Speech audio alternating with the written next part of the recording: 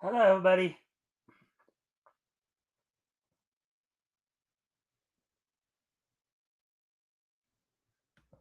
All right. So, of course, we're back to our regular time now of 5 p.m. Pacific, 8 p.m. Eastern. Hopefully, everybody's having a good evening thus far and has had a good week as you prepare for the weekend here. Um, so, of course, we're going to give people a chance to come in before we get started. Um, today was just more or less just kind of a day of just getting back into the swing of things, a routine of everything. So we're just um, like continue to wait for you know. Let me see that. So apparently, being stingy again. Okay. Well, it turns out being stingy.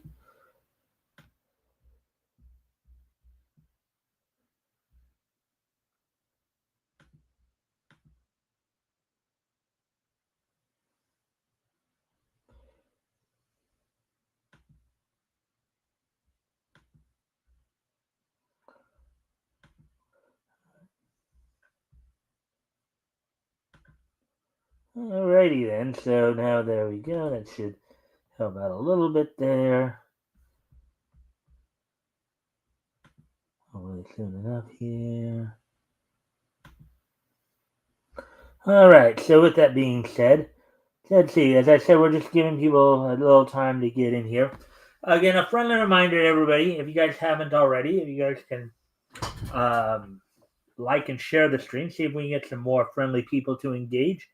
That would be really appreciated. That goes for both my Rumble and my YouTube viewers. Also, if anything here grabs your attention, feel free to comment and/or ask questions. I'll try to answer the questions to the best of my ability. Oh, with that being said, of course, yeah,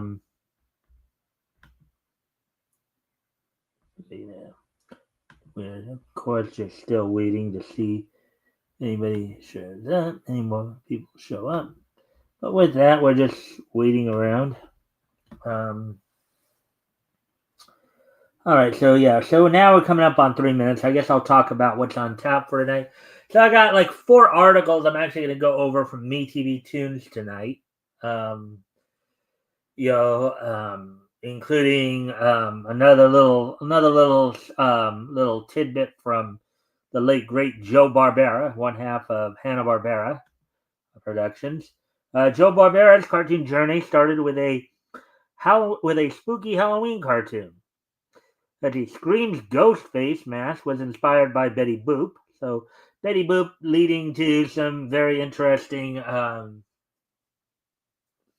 Ghostface from the Scream movies, obviously.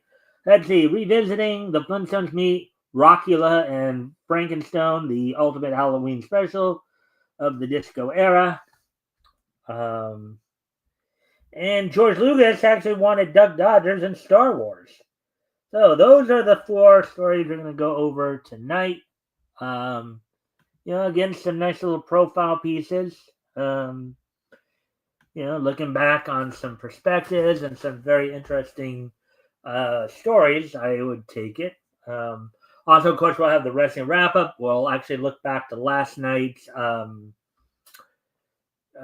TNA Impact as well, and Ring of Honor shows, as well as looking at. Well, we'll also look back at.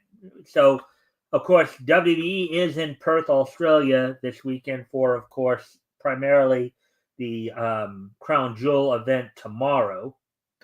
As they are so far ahead of us in time, they've actually already had the show. Hey, Bone! Yo, Mike, TGI. Yeah, TGIF. Thank God it's Friday. Uh, so we're gonna be looking. So, Bone, we're gonna be looking at some cartoon stories tonight. So a little reflecting back on some interesting times and stuff like that. But anyways, as I was just saying, we'll also be doing wrestling route. We'll be actually looking back, of course, to um, I don't know if it's still going to air here on a like tape delay or something like that, but we'll do the results anyways. As there's a lot of talk, as again, it's the go home. Obviously, last night's TNA Impact was the go home show before Bound for Glory this weekend, and then we'll of course look ahead to AEW Collision tomorrow, as well as of course Crown Jewel, Perth, as the card has been finalized, and Bound for Glory on Sunday. So, and then, of course, we'll wrap things up with this day in each history. So, again, one last reminder before we get going here. If you guys can help out by liking and sharing the stream, see if we can get some more friendly people to engage, that'd be appreciated. Also, if anything here grabs your attention, feel free to comment and or ask questions. And I will try to answer the questions to the best of my ability. So, with that being said, let's go ahead and get going on our material here tonight. Let's see now.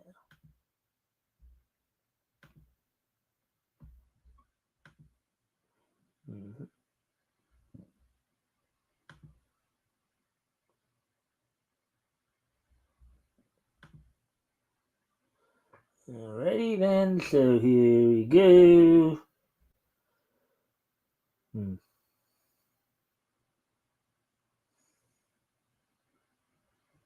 Alright. Anyways. Alright, so let's get to the first one here. Joe Barbera's cartoon journey started with a spooky Halloween cartoon. You could say it tickled his funny bone. Article posted October 6th, which was this past Monday, by MeTV Gym staff. And of course, there's the picture they always seem to show every time there's a story, particularly involving Joe Barbera.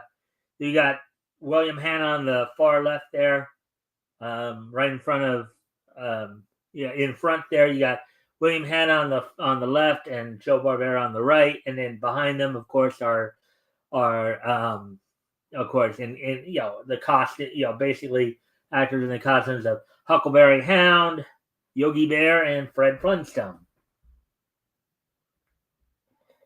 I'm sure that was probably taken at, I think in Ohio they have an actual like Hanna-Barbera park. So, anyways.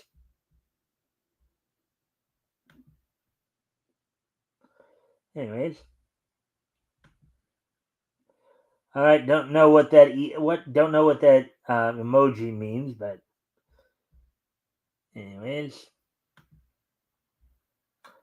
All right, so picture this. The year is 1929, and an 18-year-old Joe Barbera is working on Wall Street, wishing he could draw for a living instead.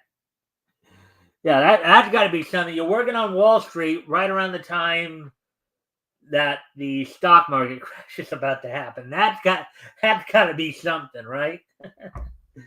Oh boy. Yeah.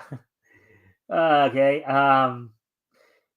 He drew in his free time and had begun to sell comics to Collier's and other magazines.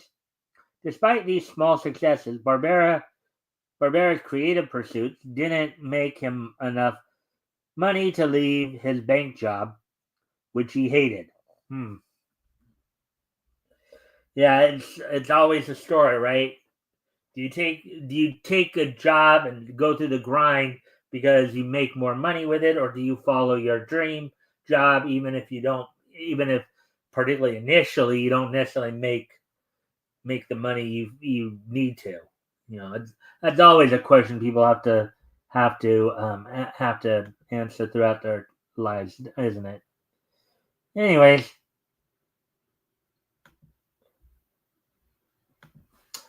that all changed when Barbera went to see a Halloween cartoon, which he describes in his autobiography, My Life in Toons, wrote, quote, I happened to see Walt Disney's groundbreaking Skeleton Dance, in small quote. Yeah, Skeleton Dance, I think, was Walt Disney's fourth or fifth one, once he started up his own company. Of course, before he started his own company, before like Steamboat Willie and all that, Walt Disney was actually working for Winkler Productions on like a lot of the like Oswald the Lucky Rabbit and Felix Oswald the Lucky Rabbit cartoons back then. But a cartoon short set to Camille Saint-Saëns' Dance Macabre, unquote. In the cartoon, owls, bats, and cats flee a graveyard when skeletons come to life to dance and play.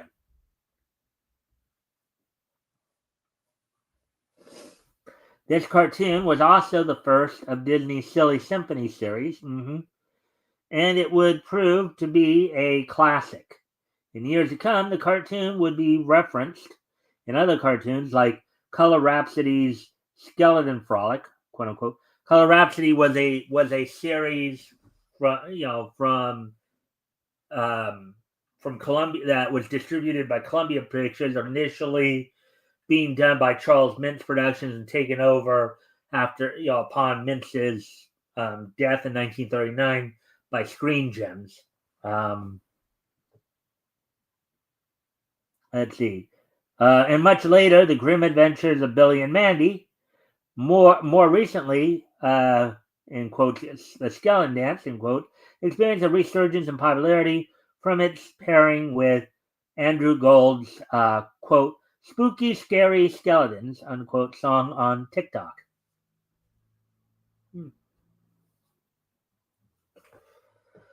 The cartoon left a tremendous impact on Barbera, who wondered, quote, I saw these skeletons dancing in a row and in unison, and I asked myself, how do you do that? How do you make that happen? He left the theater excited and revived, and admittingly not quite an animator yet. He enjoyed getting published in magazines, but creating moving images was much more exciting. Barbera was also a Broadway fan and a lover of plays, but seeing this cartoon made him realize he could somehow combine his two passions of drawing and playwriting to create something compelling. So naturally, he wrote a letter to Walt Disney. In the letter, he included a drawing of Mickey Mouse to show his skills. Walt Disney wrote back, promising to call Barbera once he was in New York. The call never came, but Disney's spooky skeletons inspired Barbera to hone his craft and take art classes. One of his teachers at the, in small quotes, Pratt Institute connected him to an animator at Fleischer Studios. Fleischer, of course, the company that gave us Betty Boop and Popeye, and eventually the first set of Superman shorts as well. Who hired Barbera and gave him his start in animation.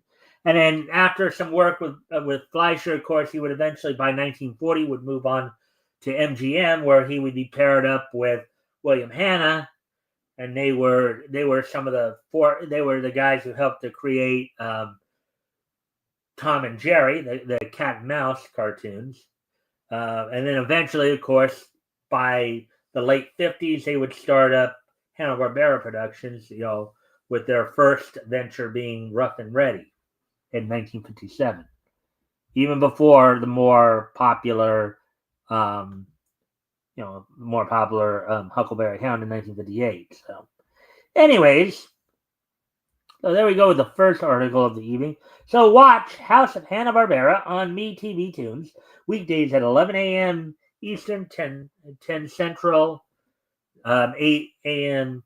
Pacific, and Sundays at 1 p.m. Eastern, 12 noon Central, 10 a.m. Pacific. There you go. All right, so now we're getting ready to move on to the next story here. And again, if anything grabs your attention, feel free to comment and or ask questions. I'll try to answer the questions to the best of my ability. So now moving on to the next article here.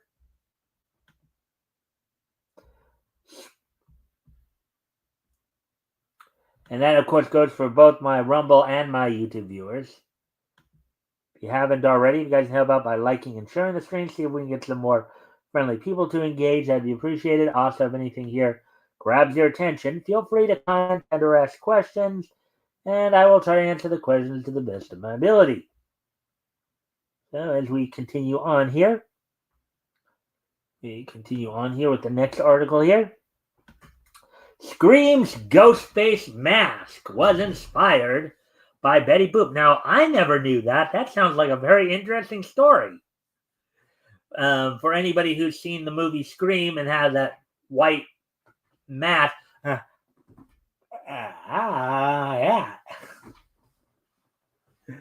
Yeah. More like Betty Boop. Article published October 8th, 2025 by me staff. So I guess that may be what they're talking about right there in the picture right there. All right, so let's see what's going on here. It's not often that the worlds of horror movies and classic cartoons collide. But when they do, we're going to talk about it. So actually, I do need to go off camera here for a quick moment. So I'm going to, I will put some music on while I'm gone. So I'll be right back here.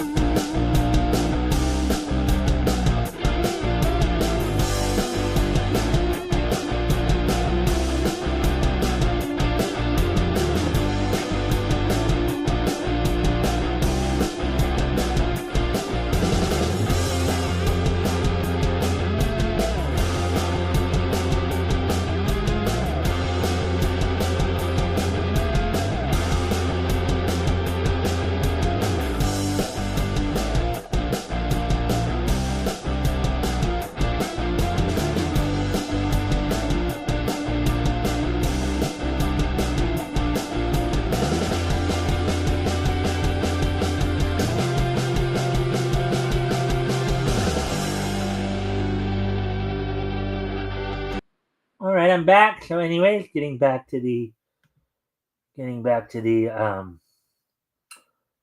article here. All right, so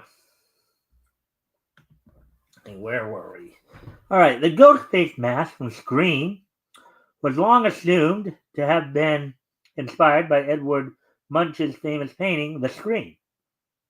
But the artist behind the mask revealed that the true inspiration was actually Betty Boop. Betty Boop inspiring a Scream mask. Oh boy, I think that most people, when they think of Betty Boop, they don't think of her as a horror icon, right? Boop boop be doop. Bridget Sherton Linden was a designer for Fun World, a novelty company specializing in Halloween costumes. And she actually developed the mask before the creation of Scream. Sherton Linden was tasked with creating ghost masks and created designs based on Fleischer cartoons. In an interview with Scream and Fun World Mask Collector's Guide, she said, quote, "As an animation junkie, I loved the old Max Fleischer cartoons, and Betty Boop was one of my faves. Those faces were inspired by the ghosts from some of those old 1930s black and white cartoons," unquote.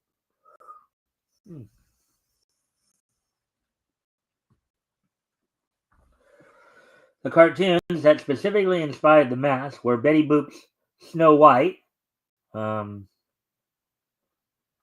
unquote, and Columbia Cartoons' Scrappy's Ghost Story, quote unquote. Scrappy was, of course, a series that ran through, throughout the 30s, and then eventually his series itself was canceled in 1939, but he would still continue showing up in shorts up until 1941, and some of like fantasy and fables shorts up until 1941. So at the Sheraton Linden drew sketches of ghost faces based on cartoon ghosts, hand them off to the Fun World product managers and sculptors, and Ghostface was born. Except back then, the mask was listed as the, in smaller quotes, peanut-eyed ghost mask, unquote, in the Fantastic Faces collection. So, going from peanut-eyed ghost mask, to ghost face. That's an interesting transition, don't you all think? I don't think so. Very interesting transition there. Peanut-eyed peanut-eyed ghost mask to ghost face. Interesting, what you say?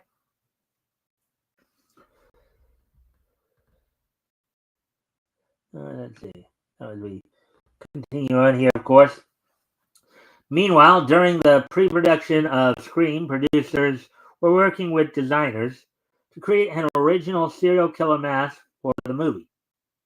20 designs in, and nothing felt right for the character. But the mask fatefully found its way to them. Screenwriter Kevin Williamson said that the mask was discovered on a location scout.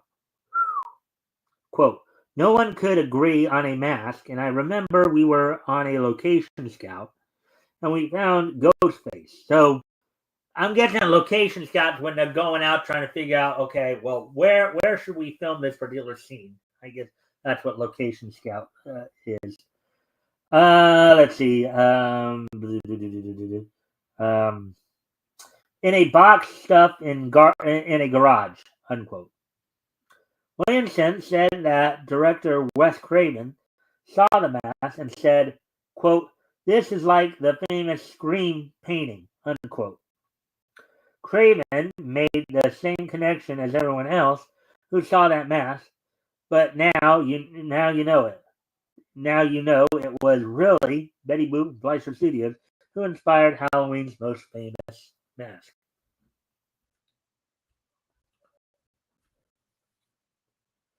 So watch Me TV Tunes, Spooktacular Sundays on Me TV Tunes, Sundays starting at 3 p.m. Eastern, 2 Central, 12 Pacific. Ooh, ooh, ooh. All right, so that's the second of 4 articles we're doing tonight, of course. Get ready to move on to the next. And, if you guys haven't already, if you guys help out by liking and sharing this stream, see if we can get some more friendly people to engage. That'd be appreciated. Also, if anything here grabs your attention, feel free to comment and or ask questions. I'll try to answer the questions to the best of my ability. That, of course, goes for both my Rumble and my YouTube viewers. Let me just check on Rumble there real quick. And then we will be, we'll then now get ready to move on to the next article here.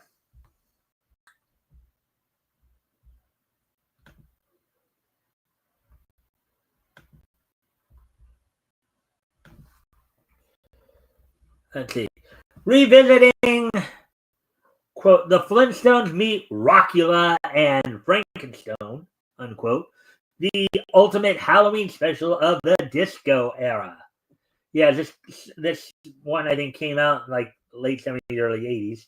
So it featured the voices of a beloved Addams Family member months after his death. So I believe they're talking about, of course, Ted Cassidy, who, of course, was Lurch in the Addams Family, as well as providing the voice of Black Manta in Challenge of the Super Friends cartoon for Hanna-Barbera.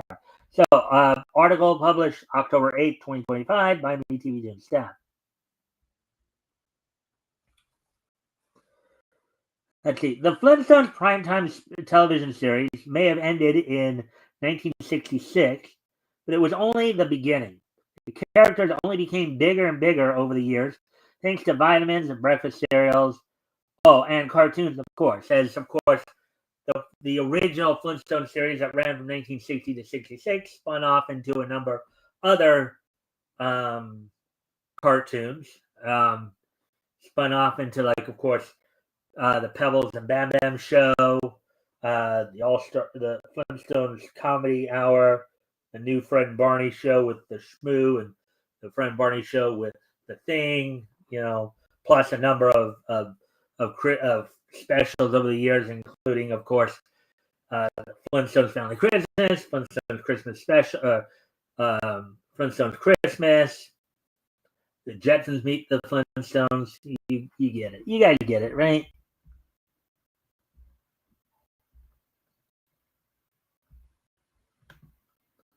All right, so let's see.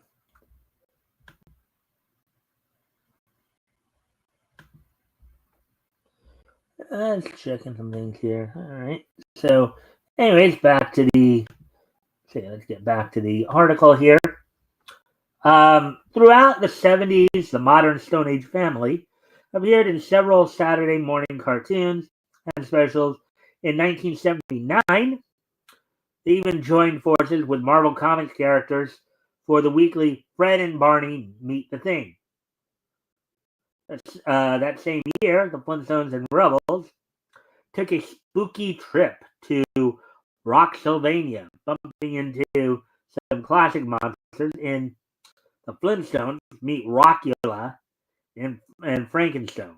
The 1 hour special aired on the evening of October 30th and has rarely been aired since.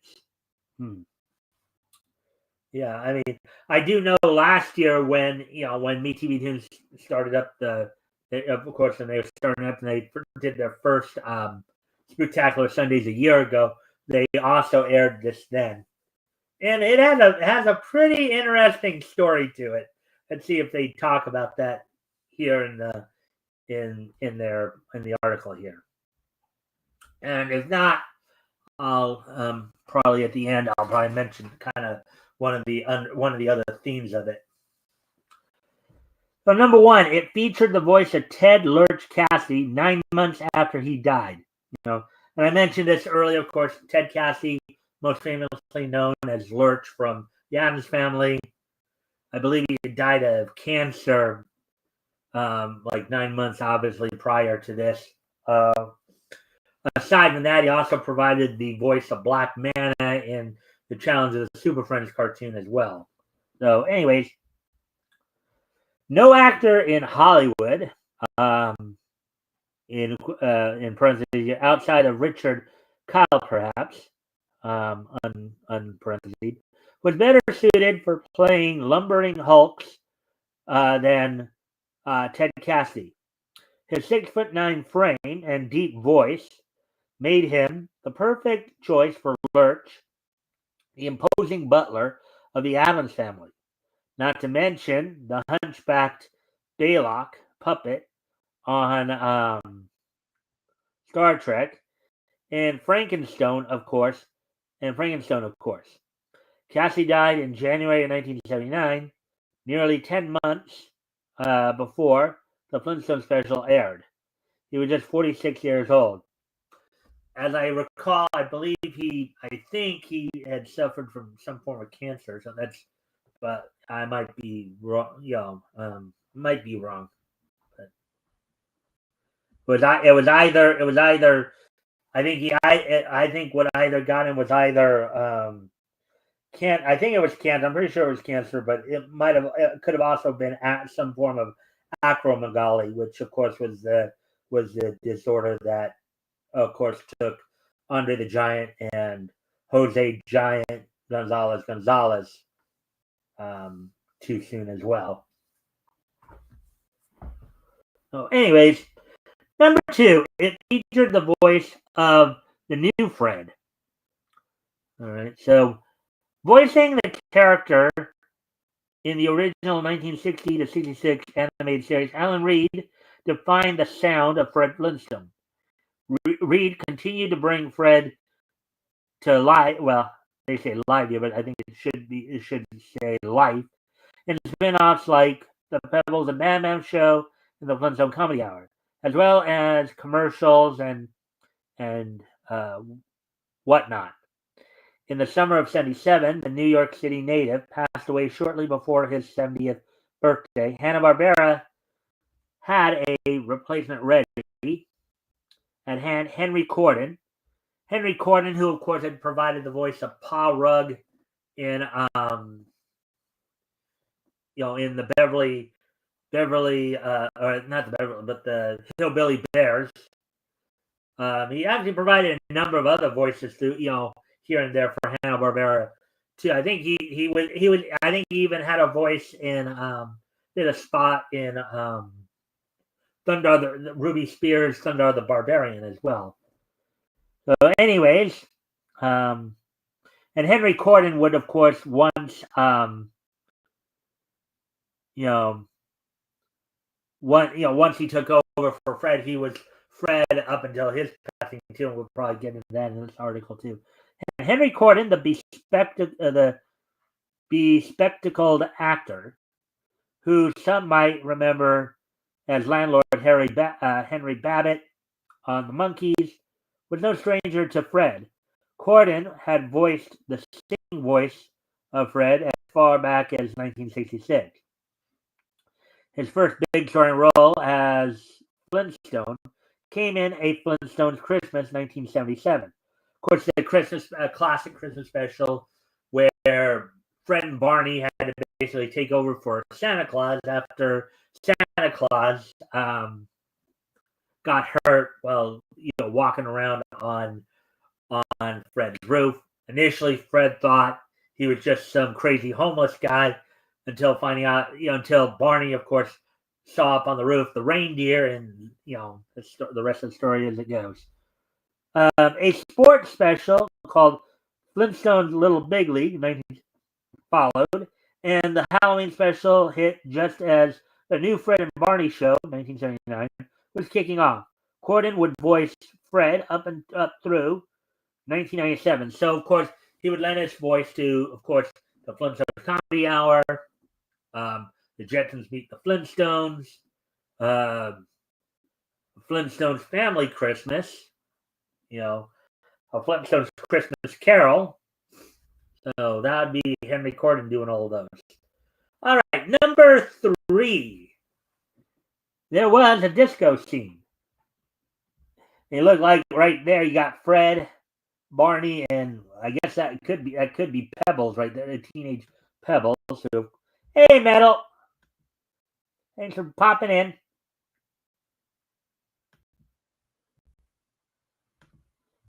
It was a disco scene.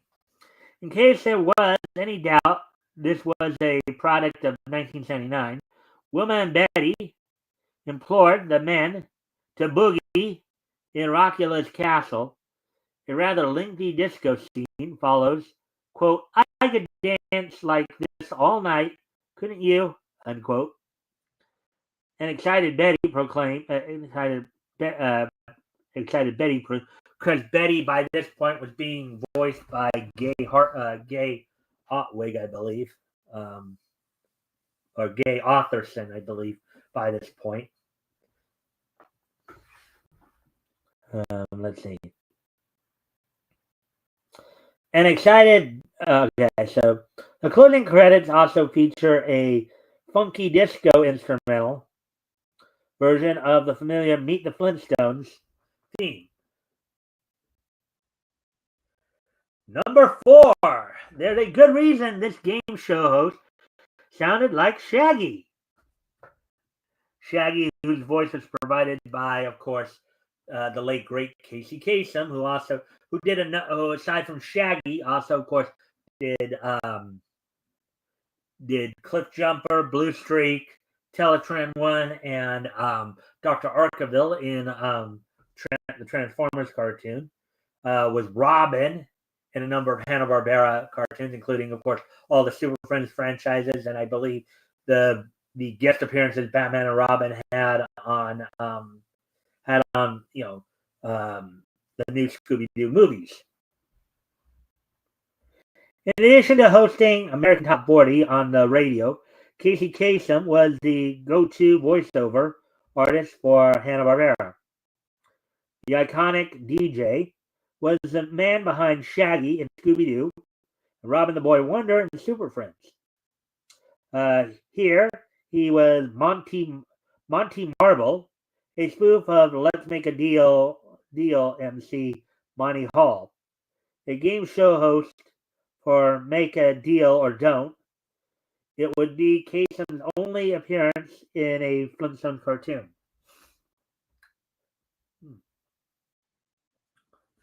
Number 5, the actor who played Rockula was better known as another Fred Flintstone adversary.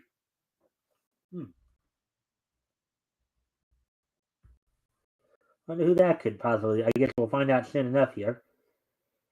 Yes, outside of the groovy music, the voice actors are indeed the most interesting element of this special. John Stevenson provided the voice of the titular vampire, Rockula. He was no stranger to Flintstones fans' ears.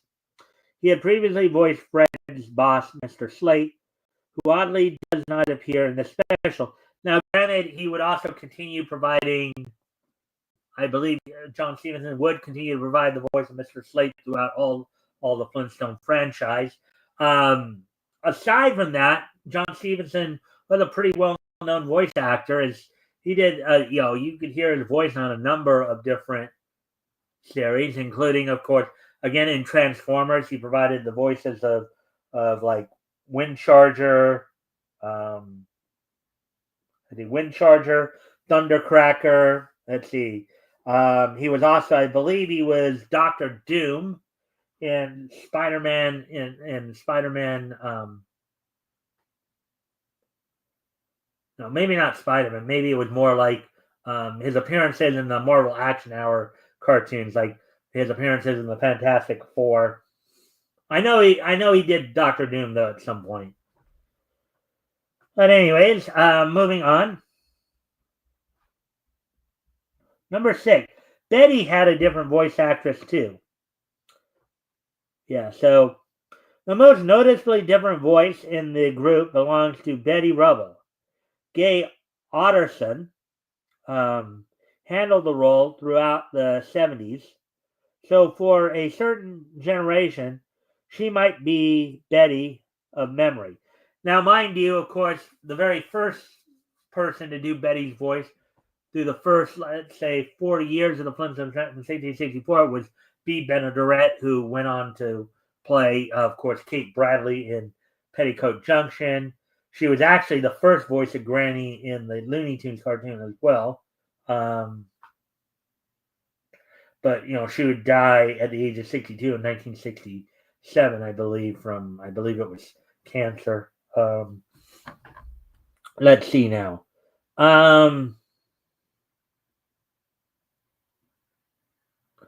But the Texas native adds a hint of twang to the brunette, in parentheses here. Well, here she also has a striking skunk-striped Bride of Frankenstein hairdo, unquote, unparentheses. The only actors from the original Flintstones remaining in this special were Mel Blanc, who, of course, did Barney and Dino, and Gene Vanderbilt, Wilma. Now, with that being said as well, let me also make one more point here about, particularly with Wilma here and Gene Vanderbilt, because one of the big parts of this particular special was Rockula had actually developed a romantic interest in Wilma. Wilma kind of kept trying to rebuff him, like say, "Hey, look, I'm a married woman," So the whole thing was him trying to win over Wilma, and then Wilma finally, Fred couldn't do anything. Barney couldn't do anything about it. So Wilma finally figured out, hey, maybe I should give him a taste of what family life is really like. So she's all like acting like the housewife, like, I need to go do shopping, go change the baby, this, that, and next thing. And once he realized what family life was like and what being a husband actually meant, you go, no, I don't think so. I don't think I want that life. He's all going, I love you, Wilma. I love you. Please come away with me. But once he realized, okay, what being a husband actually meant, something, I don't think so. So, anyways, and let's see. Let me finish things off here, then we'll get to the next article after that. So, again, watch MeTV Tunes Spooktacular Sundays on MeTV Tunes. Sundays starting at 3 p.m. Eastern, 2 Central, 12 noon Pacific. Of course, this is throughout the month of October. It's throughout the month of October where they're just going to be showing a bunch of like Halloween specials, as well as, of course, a lot of those meddling kids type cartoons. Like I think they had some Fang Face on there. They'll have Addams Family. Let's say Clue Club, I believe, the Funky Phantom, those type of cartoons. So you'll get some Ruby Spears stuff too in there. So, anyways, moving on to the next article. Oh yeah, actually so we got through 3 of the 4. So we're down to the last article here, of course.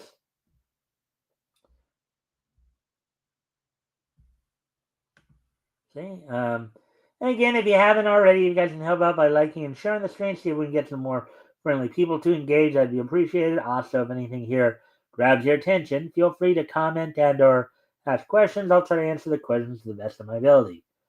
Oh, with that being said, why don't we go ahead and get to this last article before we get into the wrestling wrap up and this day in each history and all that. All right, so here we go. George Lucas wanted Duck Dodgers in Star Wars. The force was strong with Duck Dodgers. Article published October 9th, which was yesterday, by MeTV Doom staff. All right, so let's get into this one. All right. So when Star Wars A New Hope premiered in 1977, filmmaker George Lucas wanted to include a special cartoon before the screening. He actually wanted to include it at the beginning of every screening in every theater across the country. That cartoon was the 1953 Merry Melodies classic, quote, Duck Dodgers in the 24th and a half century, unquote, directed by Chuck Jones. Quote unquote, Duck Dodgers is a parody of Buck Rogers, a science fiction hero from a 1930s comic book series where Daffy Duck is a hapless space hero accompanied by eager space cadet Porky Pig.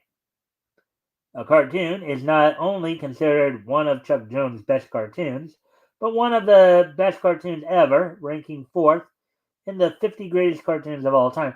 Now, granted, this came out, as I said, in 1953. This is around, of course, as America was really getting into the space age. We'd be getting more and more. This is, of course, kind of just the kind of the precursor to the baby boomers and the space age and all that.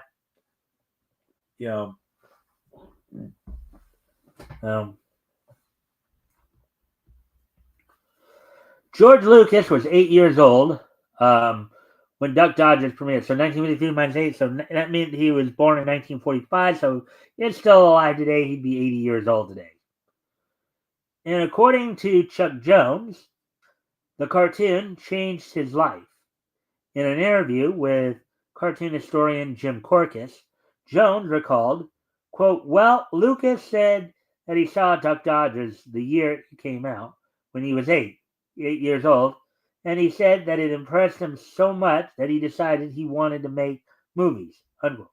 So wow, a cartoon that would inspire somebody to make movies. That's got to be quite a feather in the cap of Chuck Jones right there, that he actually had a hand in in creating the man who ultimately probably is considered to be one of the great, with coming out with one of the most famous sci-fi movie franchises of all time in Star Wars. Huh. Oh, now we have George. Now we actually have George Lucas here. Look at that, George. There he is, George Lucas. Everybody, hail George Lucas! I'm sure this is a nice stroke to his ego, right, everybody? Oh, maybe George can give us some insight on that. Insight onto what's being said here. So when the time came for George Lucas to premiere his space magnum opus, for those of you who don't know what magnum opus means, that basically means great work. What that comes out, how that translates. He wanted to connect it back to the classic cartoon that inspired him as a child. While his wish for a nationwide quote-unquote Duck Dodgers cold open didn't come to pass, it did air at the beginning of the San Francisco 70mm presentation in 1977.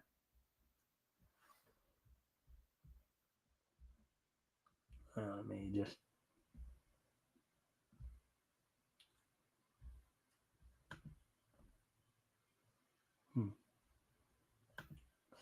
All right, so Mark Hamill, Luke Skywalker himself. Now, Mark Hamill, as some of you may know, because we talked about this before, Mark Hamill went on to, aside from being Luke Skywalker in the Star Wars franchise, he also had a pretty notable voice acting career, among those including the Joker from the DCAU series, like starting with Batman the animated series, Justice League, Superman the animated series, all of the DCAU's Joker, as well as providing the voice of Hobgoblin in Spider-Man the animated series. And I believe he was also the villain in Super Robot Hyper Monkey Team or something like that.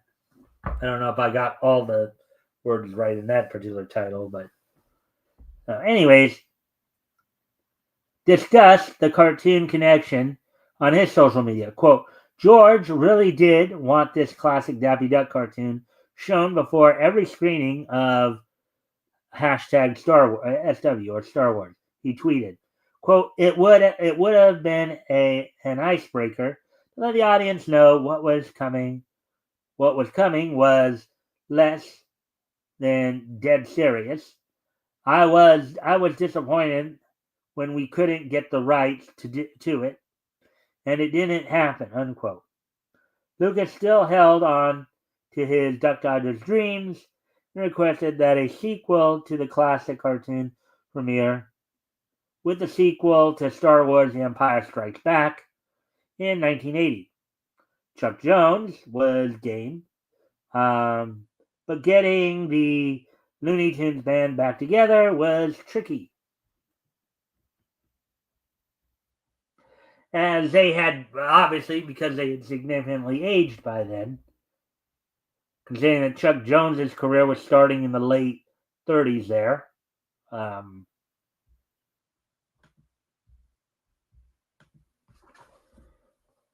But anyways, quote, that was a problem because Warner's had been closed for years. I had to work to reassemble some of my old team, unquote. Jones recalled in the same interview with Jim Corcus, writer Michael Maltese, animators Phil Monroe and Ben Washam, and the king of layouts, Maurice Noble, all returned for one last cartoon, but production got off to a slower start. Naturally would, because these guys are obviously older, and maybe it may take them a little bit more to get going. So I don't think. Quote, it wasn't ready for the release of In Small Books The Empire Strikes Back, but an attempt was made to release it theatrically, unquote. Jones admitted, quote, it was the centerpiece for the CBS television special, Daffy Duck's Thanks for Giving special in 1980, where Daffy is trying to convince the studio to produce a sequel to Duck Dodgers. Ah, okay. While we never got a Looney Tunes and Star Wars double feature, we can all appreciate George Lucas as a fellow cartoon fan because his influence led to the creation of, quote, Duck Dodgers and the return of the 24th and a half century. Now that actually is a cartoon that ran in the 90s. It's currently running. In fact, what I'm seeing here, I'm kind of wondering why they didn't do that one instead. But the little closing hashtag here: watch Bugs Bunny and Friends on BTV Tunes weekdays at 9 a.m. Eastern, 8 Central, 6 a.m. Pacific, 8 p.m. Eastern, 7 Central, 5 Pacific, Saturdays at 8 p.m. Eastern, 7 Central, 5 Pacific, and Sundays at 12 noon Eastern, 11 a.m. Central, 9 a.m. Pacific. Now, I know they don't go Pacific, but I had that, so. All right, so we're pretty much done with all the articles we're going to do tonight. So 52 minutes, so that took us quite a bit of time there. But, again, it's all in fun here. Alrighty then, so now what we're going to do, of course, we're going to go ahead, kind of zip through the wrestling wrap-up here pretty quick. As we, of course, go over last night's Impact and Ring of Honor shows, and this morning's, of course, this morning our time, SmackDown. Look ahead to tomorrow's Crown Jewel, as well as Collision and Sunday's Bound for Glory. So let's go through all that real quick. See if I can find it here.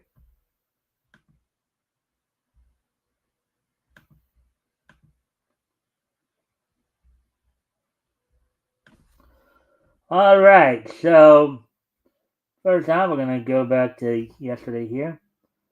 Talk about, of course, what happened on last night's Impact. Last night's Impact coming from the Edmonton Expo Center in Edmonton, Alberta, Canada, on Access TV.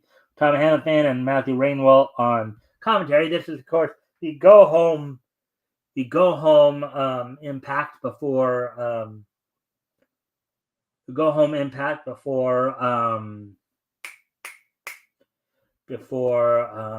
trying to think here. Before this Sunday's Bound for Glory.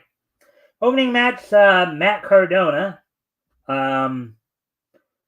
defeat Ryan Nemeth, as he will, of course, he'll actually be making his first. Well, he'll have his first match in a WWE ring this Tuesday in I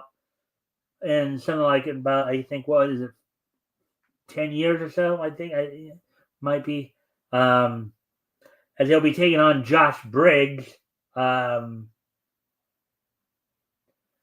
NXT, but on last night's show he defeated Ryan Nemeth, who with Nick Nemeth in his corner,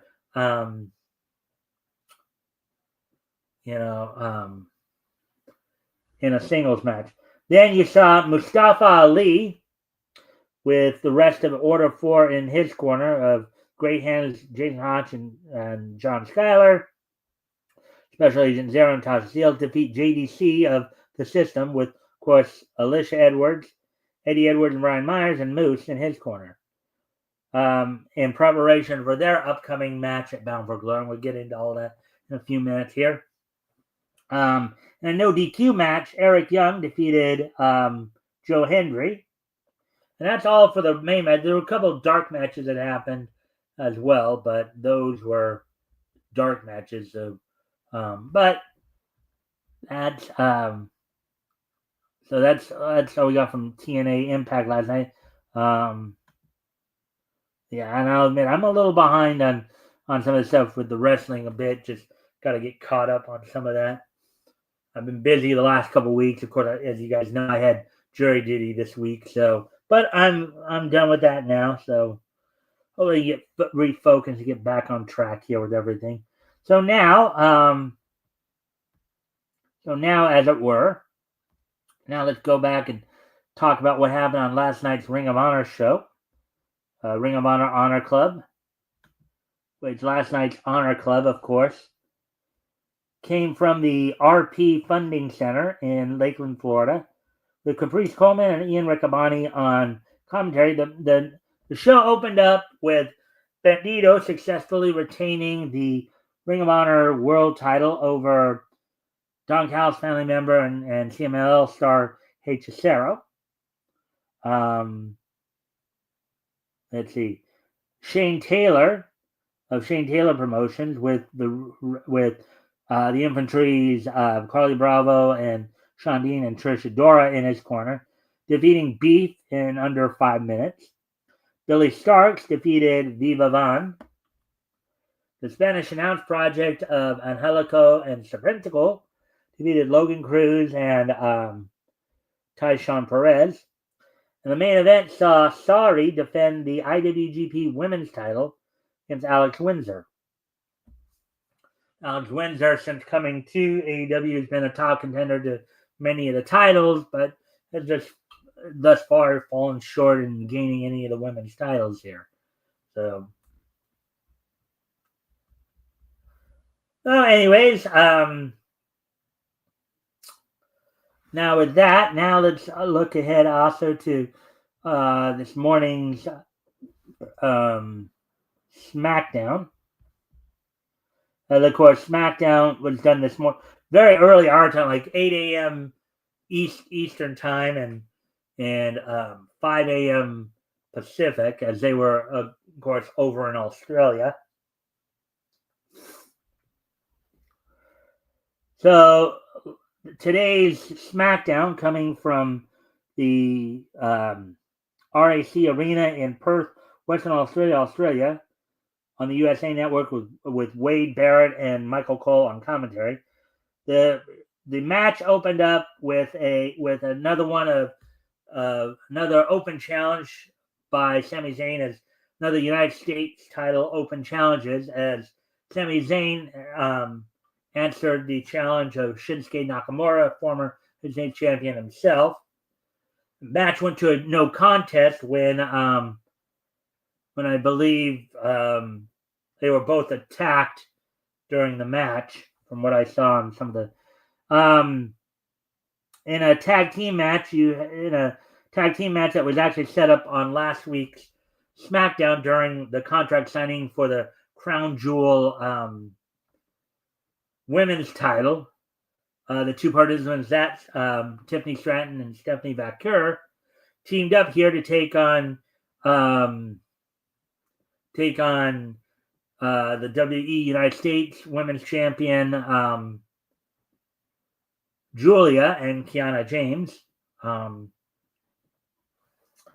in a match of the WWE Tag Team titles, the Wyatt Sixes, Dexter Lumis and Joe Gacy, with of course Eric Rowan and Nikki Cross in their corner, retained over the Street Profits, Angelo Dawkins and Montez Ford, with B-Fab in their corner. And in the last man standing match, Aleister Black defeated Damian Priest, as Aleister Black's real-life wife, Zelina Vega, aided him in that, thus by turning herself heel. All right, so let's take a look at what's going down tomorrow, of course. So first off, as we look ahead, okay, just give me a second. I'm going to go off camera here for a quick moment, and I'll be right back. I'll be right back.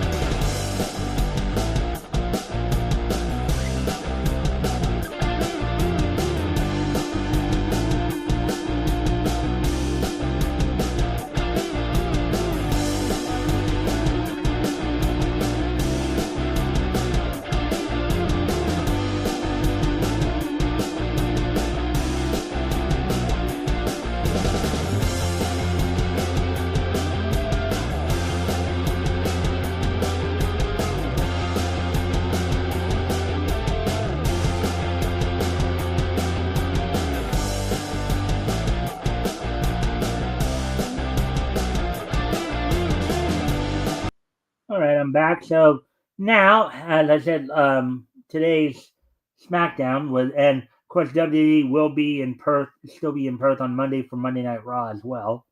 But coming up tomorrow, which should be airing sometime early tomorrow morning for us here in the States.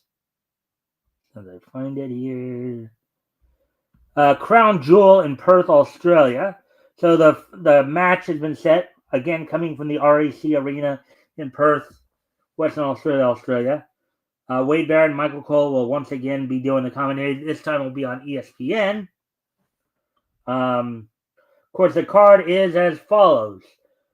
John Cena is set to take on AJ Styles, which this is a match that has had very limited build due to the fact that Cena's down to his last handful of appearances. AJ Styles has been helping to build that. Even pointing out on last week's SmackDown that there was no real build needed. Io Sky and Rhea Ripley team up to take on the Kabuki Warriors, Asuka and Kairi Sane.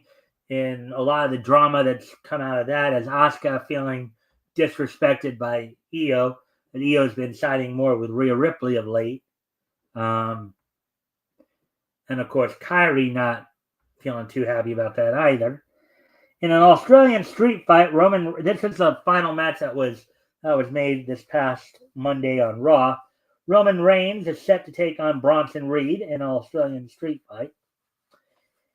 And then in the women's Crown Jewel title match for 2025, as mentioned earlier, WWE World Women's Champion Stephanie Vaquer will be taking on WWE Women's Champion Timmy Stratton. And then for the Crown Jewel title, the men's title, WWE World Champion Seth Rollins is set to take on WWE Undisputed Champion Cody Rhodes. So there we go. That. Let's see. Okay, so now we also have. Let's get ready to take a look at what's going to be going down on, of course, tomorrow night's Collision as well. And we'll look ahead to Sunday's Bound for Glory from TNA. So tomorrow night's Collision Homecoming, which I believe is the 1-year anniversary of its debut, if I understand correctly. Coming from Daly's Place in Jacksonville. It's called Homecoming because Daly's Place was their original on TNT. The opening match of the evening will be a 6-man tag match in which the Triangle of Madness of Sky Blue, Julia Hart, and Tekla will be taking on AEW Women's World Champion Chris Statlander, Toni Storm, and Harley Cameron.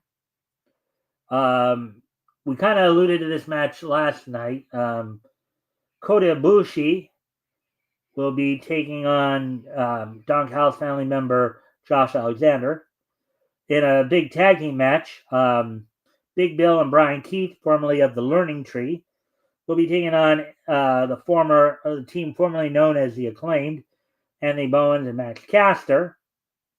Tay J of Anna Jay and Ty Mello will be teaming up to take on Caroline Cruz and Dream Girl Ellie. Eddie Kingston will be taking on the Beast Mordos in singles action. Los Facción Ingobernables of Dralistico and Ring of Honor World Tag Team Champions Rush and Sammy Guevara, with Beast Mordos in their corner, will be taking on M&M TV of Mansoor, Mason Madden, and Johnny TV, with Ty Valkyrie in their corner. And the main event set up for the night, a mixed six-person tag match. FTR of Dax Harwood and Cash Wheeler team up with Megan Bain, with Penelope Ford and Stokely in their corner. They take on the team of Jet Speed of Speedball Mike Bailey and the Jet Kevin Knight and Willow Nightingale. So now we'll look ahead to Sunday. We'll look ahead to Sunday and Bound for Glory from Bound for Glory and let me one more time here. Gonna go off camera here one more time just to take care of time real back.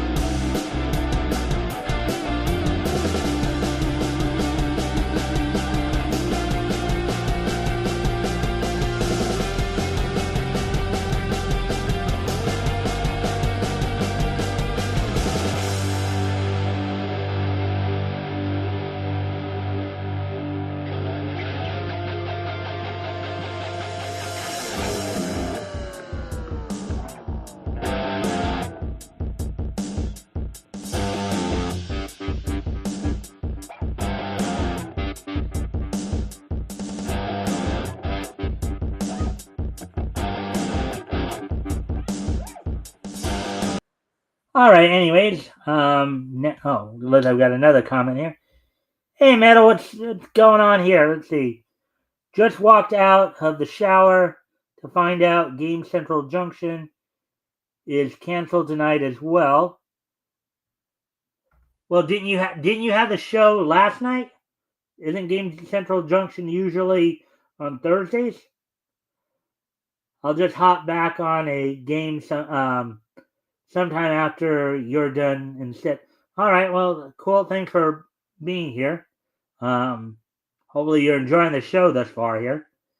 But anyways, as we get ready to finish up, okay, well, let's see. No, it was rain canceled to tonight. Oh, what basically was Marsupial not able to get home because of the rain in time or something like that, or the rain just kind of causing technical issues?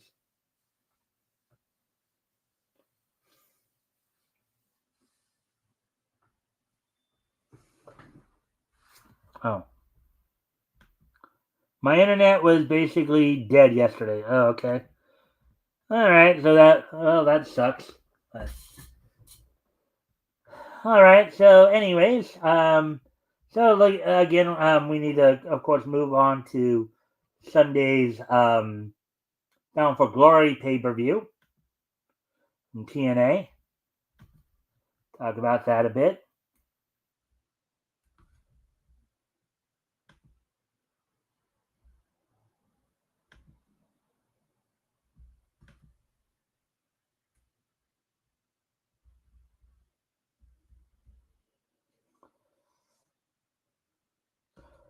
All right. So first off, of course, and Bound for Glory and the countdown for Bound to Glory are coming from Lowell, Massachusetts, from the Songus Center at UMass Lowell in Lowell, Massachusetts, with of course Tom Hannafan and Matthew Rainwell on commentary. So the countdown to Bound for Glory show, which will be on YouTube, it will be for the TNA Knockouts World Tag Team titles. Inspiration of Cassie Lee and Jesse McKay, who recently won the title in the episode of Impact last week, granting the taking on the Elegance brand of Heather and M by Elegance of the Personal Concierge, as the Elegance brand is of course getting their contractual rematch with that. So that's on the countdown show. Now to talk about what's on the main show, of course, on the main Bound for Glory show. Also coming from the Songus Center at UMass Lowell in Lowell, Massachusetts. Frankie Kazarian is set to defend the international title. The man he defeated for the title in another case of a contractual rematch, Steve Macklin. So this, I believe, will be her first wrestling match in TNA, as interviewer commentator Gia Miller will be taking on Tessa Blanchard in a singles match. Leon Slater is set to defend the X Division title against NXT's Javon Evans. In a Call Your Shot gauntlet match, already signed to that match are Mance Warner, Ling Yi Lee, BDE, whoever BD, I gotta find out who BDE is because I have no idea who BDE is. BDE is a freelancer. Brandon Jared Collymore. I guess it's just somebody, just a, just a guy they're throwing in there. I guess for some reason. In a hardcore war match, this is one of the matches we were talking about earlier. The system taking on Order 4, all members, including the women. So it's a mixed match, an intergender match. Of course, the system's Alicia Edwards, Eddie Edwards, JDC, Brian Myers, and Moose, taking on Order 4 of course, Mustafa Ali, Special Agent Zero, the Good Hands, Jason Hodge, and John Schuyler, and Tasha Steeles. Kalani Jordan will be NXT's Kalani Jordan will be defending the Knockouts World Title against Indy Hartwell. Then in a match for both the TNA World Tag Team and WWE NXT Tag Team title, which they won this past Tuesday during the Showdown event tables match. In one last match between the two teams, the Hardys, Jeff and Matt Hardy, will be taking on Team 3D, Bully Ray and Devon. And then the main event set is for the TNA World title. NXT's Trick Williams defends the TNA World title against Mike Santana. So that's all we got for the wrestling wrap up. So now we're gonna of course move on to going through real quick. So today is Friday, October the 10th, 2025. So let's go ahead and take a look back at this date in Niche history. History! So let me just get through all this. That's from 2010, 2020, 2015, and then of course 1955, I believe. All right, so first off, we're going to head back 70 years ago. And on this date, 70 years ago, as soon as I, of course, pull that up. On this date, 70 years ago today,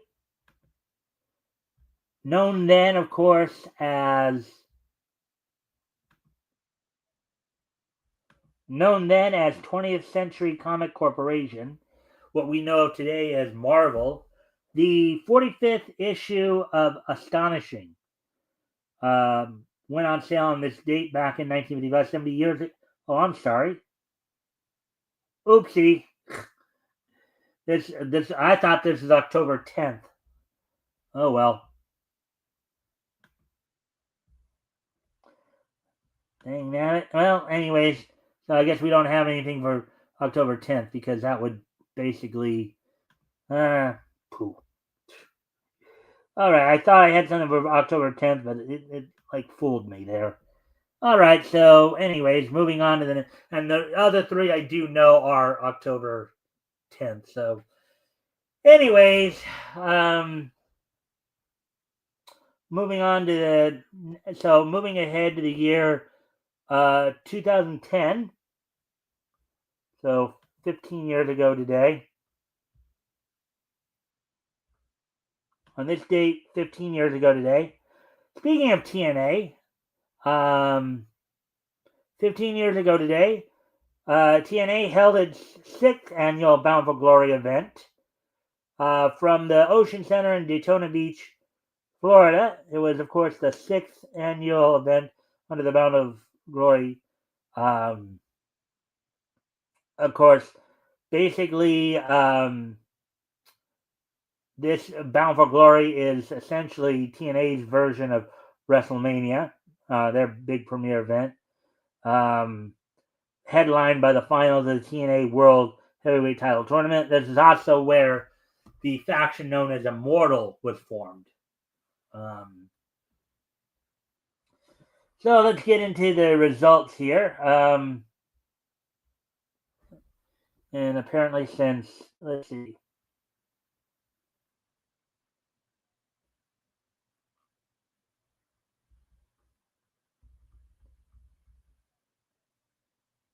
All right, so I was saying that. Okay, so it was just the final. So okay, so the main event in the finals of the TNA World Heavyweight Title tournament, Jeff Hardy would defeat Kurt Angle and Mr. Anderson in a three-way dance to win the vacant TNA World Title. This is a match where if Angle loses, he would have to retire. So at the time. So, and then also in another match, the team known as EV 2.0, Tommy Dreamer, Raven, Rhino, Stevie Richards, and Sabu, with Mick Foley in their corner, defeated Fortune of AJ Styles, Robert Roode, James Storm, Kazarian, and Matt Morgan with Ric Flair in their corner, and a lethal lockdown steel cage match, and a 3-on-2 handicap match. Sting, Kevin Nash, and D'Angelo Dinero defeated Samoa Joe and Jeff Jarrett rather. Rob Van Dam defeated Abyss in a Monsters Ball match. In a match for the TNA X Division title, Jay Lethal retained over Doug Williams. The team of Inc. of Jesse Neal and Shannon Moore defeated Orlando Jordan and Eric Young. In a four corners match for the TNA Women's Knockouts Championship, Tara, known to WWE fans as Victoria, would become the new champion, defeating the champion going in, Angelina Love, Velvet Sky, and Madison Rayne. Basically, the three members of, I can't even think of what their faction name was, but basically, Angelina Love, Velvet Sky, and Madison Rayne were in a faction together. I just can't think of the name of the Beautiful People. That's who they were, the Beautiful People. So, and then in a match for the TNA World Tag Team Championships, the Motor City Machine Guns of Chris Sabin and Alex Shelley retained over the team known as Generation Me, Max Buck and Jeremy Buck, who of course most people know of today as the Young Bucks, Matthew and Nicholas Jackson. So there we go. So that was from 2010. Or that was from 2010. So now moving on to next piece of niche history, as it were. We move ahead to the year 2015. As on this date in the year 2015,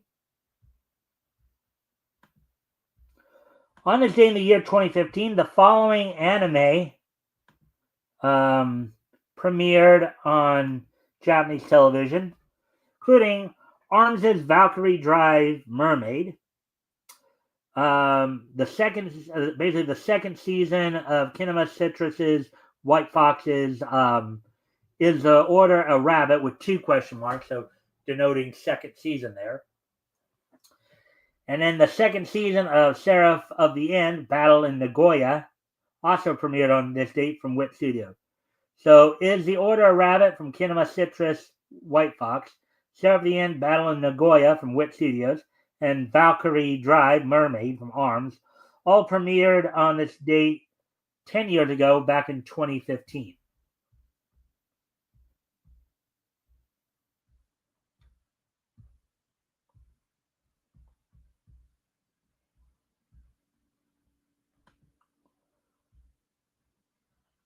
And finally, 5 years ago in 2020, on this date in 2020, premiering on Cartoon Network, as soon as I bring that up, from Cartoon Network Studios, Ben 10 versus the Universe, the movie, premiered on Cartoon Network on this date back in 2020. On this date back in 2020, Cartoon Network Studios, Ben 10 versus the Universe, the movie, premiered on Cartoon Network on this date 5 years ago. Alrighty then. So with all that being said, I thank everybody for being here tonight. Hope everybody enjoyed the show. It looks like we did have a pretty good. One point we had 6. I think we even had 7 people in here. That's of course nice to see. Let me see now. Of course, we'll be back here this Sunday, as I'll be joined by Rick Piper from Cross Comics.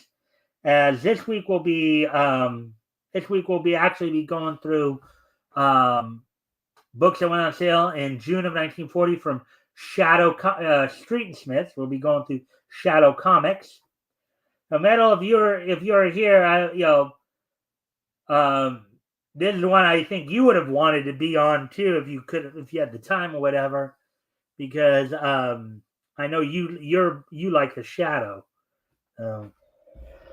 Anyways, so with that, I thank everybody for being here. Hope everybody enjoyed the show, and I hope to see everybody back here on Sunday. Bye.